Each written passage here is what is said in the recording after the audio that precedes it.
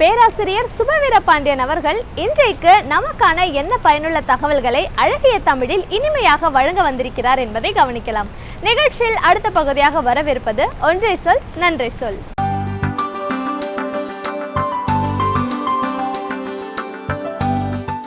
அனைவருக்கும் வணக்கம்.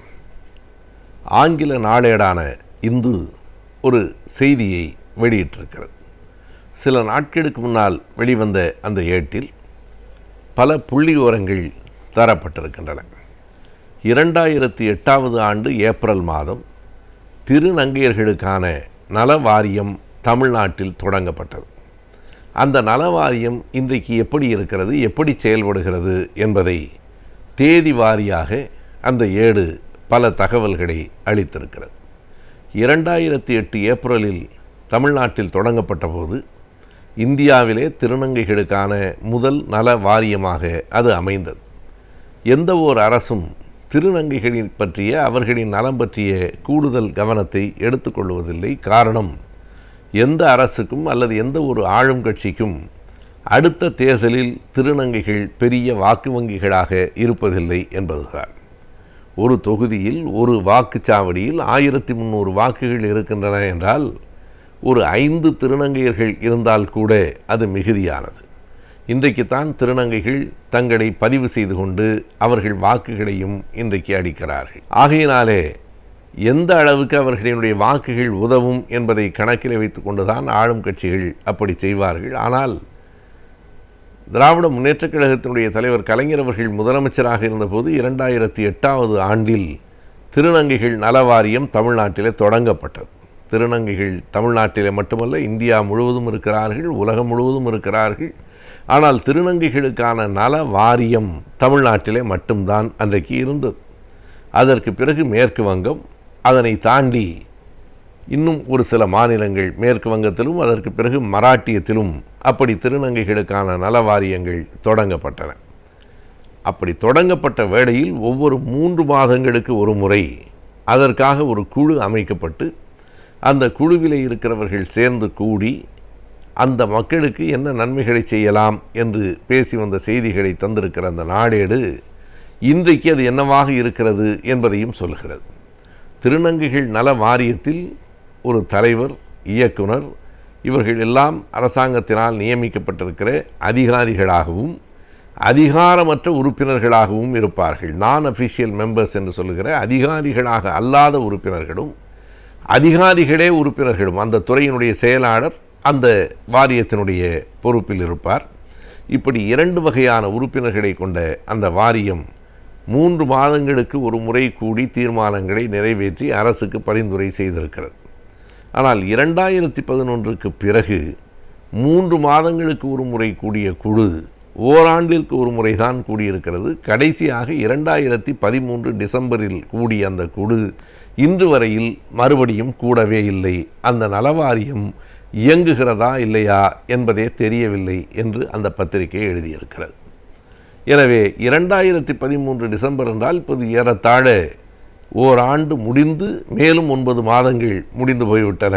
எனவே 1.25 வருடம் அந்த குழு கூடவே இல்லை.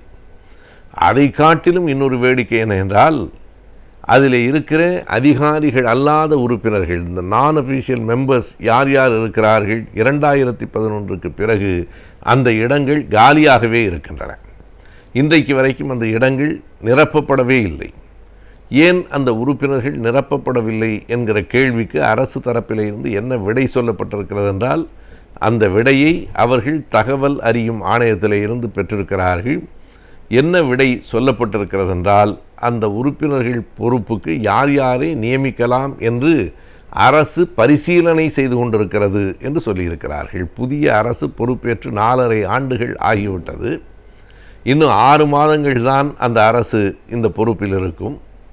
ஆனால் 4.5 ஆண்டுகளில் அவர்கள் சொல்லியிருக்கிற பதில் என்ன என்றால், அந்த உறுப்பினர்களாக யாரை நியமிக்கலாம் என்று அரசு பரிசீலித்து கொண்டிருக்கிறது என்று சொல்லியிருக்கிறார்கள். 4.5 ஆண்டுகளாக பரிசீலித்து கொண்டே இருக்கிறார்கள்.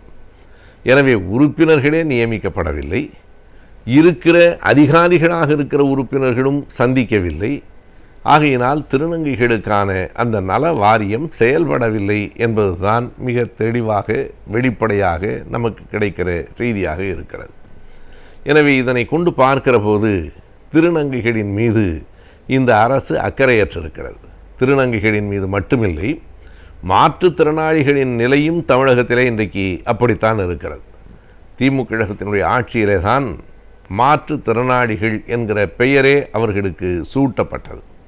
உடல் ஊனமுற்றவர்கள் என்று ஒரு காலத்திலே சொல்லிக் கொண்டிருந்து அப்படி சொற்களாலும் கூட அவர்களை காயப்படுத்திவிடக்கூடாது என்கிற காரணத்தினாலே மாற்றுத்திறனாளிகள் என்று பெயர் சூட்டப்பட்டு மாற்றுத்திறனாளிகளுக்காகவே ஒரு தனியாக ஒரு அமைச்சகம் நிறுவப்பட்டு அந்த அமைச்சகம் முதலமைச்சரினுடைய பொறுப்பிலேயே அது நிறுவப்பட்டு அந்த அமைச்சகத்தின் சார்பில் மாற்றுத்திறனாளிகளினுடைய நலத்திற்காக பல கோடி ரூபாய் நிதியில் ஒதுக்கப்பட்டு இத்தனை நிகழ்வுகளும் நடந்ததற்கு பிறகு இன்றைக்கு மாற்றுத்திறனாளிகள் போராட்டத்திற்காக தெருவிலே வருகிற போது அவர்களை கொண்டு போய் நீலாங்கரைக்கு வெளியில் ஓரிடத்திலே இறக்கி விட்டு வந்திருக்கிற கொடுமையும் இப்போது நடந்திருக்கிறது.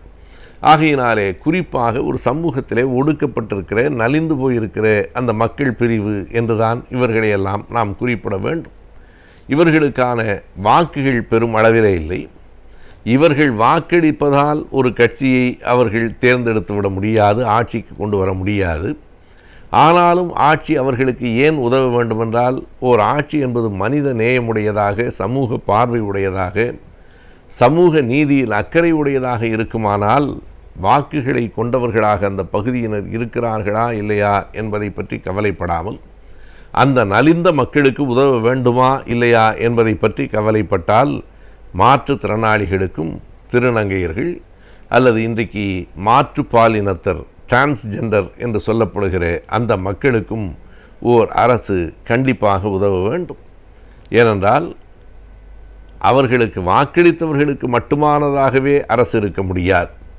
வாக்களித்தவர்கள், அளிக்காதவர்கள், பெரும்பான்மை வாக்குடைய சமூகத்தினர், வாக்குகளே இல்லாத மிக நலிந்த பிரிவினர் என்று அனைவருக்குமாகத்தான் ஒரு தேசத்தில் ஓர் அரசு இயங்க வேண்டும். இயங்குவதுதான் சரியானது. அப்படி பார்க்கிற வேளையில் இந்த திருநங்கைகளுக்காக, மாற்றுத்திறனாளிகளுக்காக யார் தொடர்ந்து குரல் கொடுக்கப் போகிறார்கள்?